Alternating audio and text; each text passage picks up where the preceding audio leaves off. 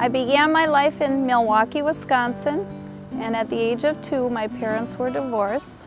I grew up in a Catholic home, though mostly we didn't celebrate God except for on special occasions. I am thankful for a foundational knowledge of God.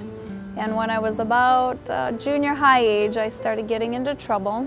And so my mother's solution, which I don't blame her, was a good one, to send me to the Catholic school so they could straighten me out. And I enjoyed it. I think I grew a lot during that time. At 16 years of age, I came to live in Minnesota with my father and my stepmother. And at that point, I didn't have God in my life at all. As a senior in high school, I really had no direction and no purpose in my life. And I went to a party for New Year's Eve. Some college guys had invited just a few high school girls and handed us each a bottle of champagne. And you can see where that was leading. It turned into a date rape situation. And in the end, they took advantage of me. I was the only one left there. I tried to kill the pain with alcohol and getting recognition through contests and beauty pageants and modeling. But underneath, I was spiritually bankrupt. I had no will to live after a while, and I began to contemplate how I could end my life.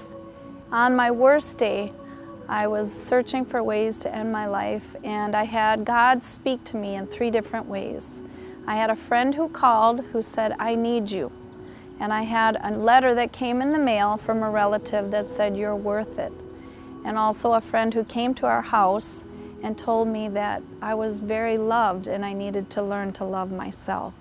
So I started praying, "God, if you're real, show me, because I don't want to live anymore." It wasn't long after that that Joy and Bobby, her daughter, were inviting me into their home, and at one particular day, Bobby said, "Let's go celebrate that we made it through the worst part of our life." So we went to Speak the Word Church in Golden Valley, and the pastor began to talk really about my life. He was giving an example of another woman who had been through the very same things I had been through, but she gave her life to Jesus.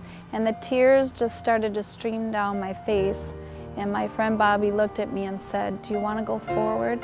And I said, "Yes." So I didn't really know all that that meant. I just knew I needed Jesus. And as I prayed with someone the sinner's prayer and I received a Bible, I felt physically like a weight was lifted off my shoulders.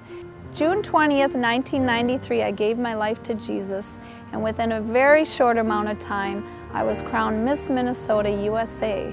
I was allowed to fulfill my longtime dream to go to Miss USA, and I was chosen as a semi-finalist. I started going to Evergreen Community Church, and immediately I knew that I needed to go to Costa Rica. They were having a mission trip there, and I signed up. We went to Costa Rica and then Honduras, and I shared my testimony about how God was changing my life. It was really a joy to me to find out that you could dance for Jesus, because I always loved dancing since I was a little girl. At one point, the Lord began to teach me that I needed to be pure, and so I met Rich. He worked at the cable studio, and we began to produce a show together called Positive Living.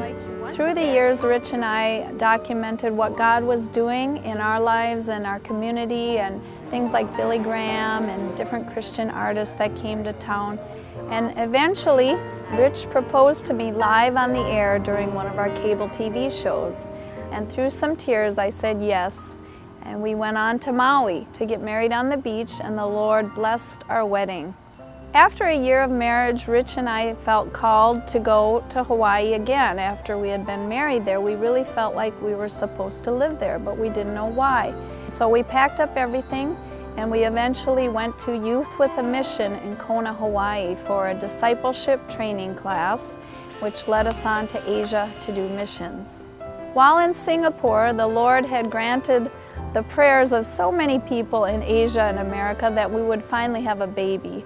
And little Kaleo was born in Maui after we returned from Asia, and he is an answer to prayer. And I thank God for each of my children. I had a painless childbirth where when I was done, I said, I can't wait to do it again. At one point, the Lord told us we needed to come back to Minnesota. And when we did, He was calling us back out to serve Him again with Youth with a Mission. I began praying for a miracle, and I asked my Bible study to pray for $10,000. 2 days after we prayed for $10,000, the Lord handed us a check for the exact amount that we needed to go serve with Youth with a Mission. After staffing for 3 months at Youth with a Mission Kona, we came back and found ourselves in a unique position. We had no home, we didn't have much money, and we had nowhere to set up our business. So the Lord supernaturally took care of us, and for 14 months we were homeless, wandering around Minnesota, wondering what the Lord was doing. All along, He was preparing me and preparing my family to be part of Breakthrough Ministries. Immediately, when I came to Breakthrough, I felt the Spirit of God was here. I kept being drawn back to Breakthrough Ministries week after week, until at one point Dave Ingman asked me to come on to the ministry team and be the prayer minister for Breakthrough. And I am so excited for what God is doing. Being part of Breakthrough Ministries has given me new life, a new joy in serving the Lord, and I'm so glad that my family gets to be part of it. If you haven't made Jesus Lord of your life, I'm encouraging you to invite Him into your heart and to surrender control to Him. And come and join us at Breakthrough Ministries, where we are leading the lost home.